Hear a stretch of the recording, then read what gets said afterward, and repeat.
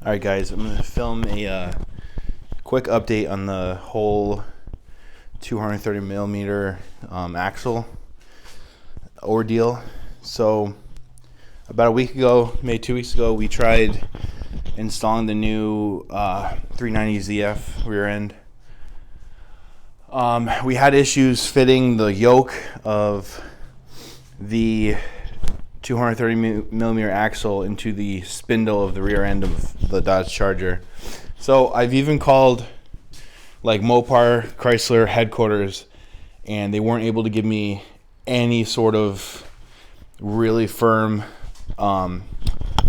insight on why that happened. So I know I have sort of the smaller rotor set up.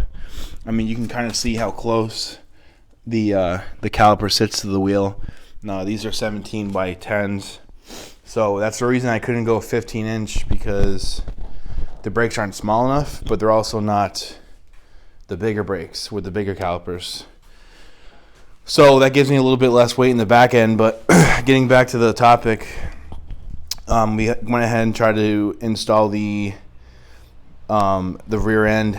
And first I wanted to make sure the axles were going to fit inside the spindle, which was a good idea because they did not. Now, we were able to fit this 230 millimeter axle from a 2020 Hellcat Red Eye Charger. Okay, so this part number is right there. So 10849AB, and then this one is 10848AB. Okay, one's left, one's right. They're the same length. One's thicker than the other. We looked up the reasoning for that, my tech and there's actually it's like a harmonics in the balancing of the rear end. So sometimes some companies offset, so you see how that one is shorter. So there's a reason why. So that cup in the yoke actually stretches out to make it an equal length, and that one actually stretches in. So these would have been the same length, but just the yoke is so much bigger. So just to give you guys an idea, look at this. Look at the size difference of that yoke. That one is about three inches wider. If you were to look at the inside the spindle, because it kind of rubs against an e-brake line, and it actually presses up against the inside of the spindle. It won't even touch the wheel bearing, so the wheel cannot physically rotate with those larger axles in there. So for those who don't know, I'm trying to do the 390 LSD ZF rear end. That is the stock one that came on the car, the 262. Right now I have a 307. It's still open though, so I'm not really getting what I could really get out of this vehicle. One problem I'm going to have when I do switch to this is traction is going to be a huge issue. Because right now, if you guys look, I have quite a bit of camber still coming off on the rear end.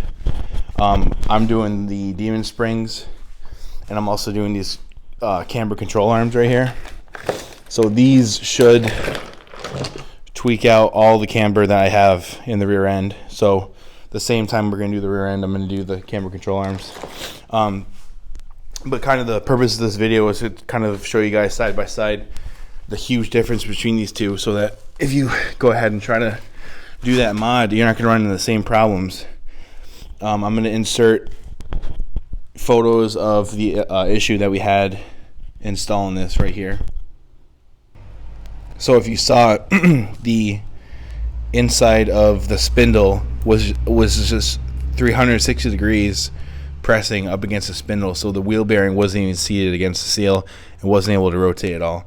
Also, the e-brake was rubbing right up against this, where this one is much smaller. I don't know if you guys can see if the video really is doing it justice, but so this is a 230 millimeter axle, but it's a smaller yoke, and it's also a smaller on the differential side. That's the same length, and it'll fit just like the other one. It's that is definitely the issue I'm having. So they're the same length. One's thicker. These are off a 2020 Dodge Charger Red Eye Hellcat, okay?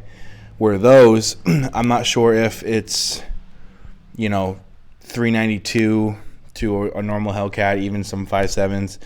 I notice a lot of Challenger guys can do that without having any issues at all. Those spindles on the inside must be different if I'm having issues on the Charger. So this is actually a 2016 Charger SE. Okay, this is not an SXT. This is the most base model Charger basically you can buy. They only made, like, I think 2 years of the SE, and then they went right to SXT, and they've been like that ever since. So this is actually just an SE. It's got no leather seats. Doesn't have a remote car starter. Performance pages are very. There's no performance pages actually. And the monitor is the small. I think 4.7. It's not like the 8-inch monitor. So we're gonna go ahead and try to install that next week. We have to drop the exhaust down. The 390 is much bigger. I just love the way it looks. And we're gonna go ahead and seat the inside of the yoke first, just to verify that's gonna fit. This thick one is the driver's, and this thin one is the passenger's. Okay, the driver's is the 4.9 AB, the passenger is 4.8 AB. In case you guys are wondering, in case anyone else is trying to do this, I'm making this video so that you guys don't run into the same problem I did. Luckily, we tried this first. We didn't drop the exhaust down and replace the rear end yet. That's the first thing I checked, was to make sure that was going to fit inside my wheel assembly, which it did not. And everyone says, "Oh, you got to do more than just the axles and the differential." I mean, you really shouldn't have to, but in this case, I would have had to redo the entire assembly, the spindle, the wheel, maybe the wheel bearing. In which case, I wouldn't be able to run those wheels because it would have been a little larger, and so on and so forth. So what we're going to do is we're going to take the wheel off. We're going to get on the lift, take the wheel off, and then we're going to, I think we took the caliper off, the rotor. We dropped, I think, 4 control arms down.